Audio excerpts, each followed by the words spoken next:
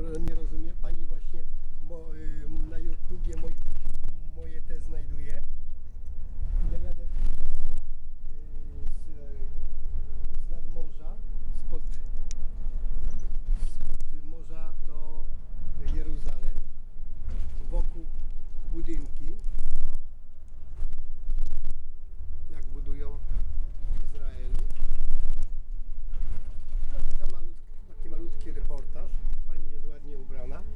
O, very good. Pani ogląda akurat mój protest w Klonowie. Manifestacja Che Guevara Polski.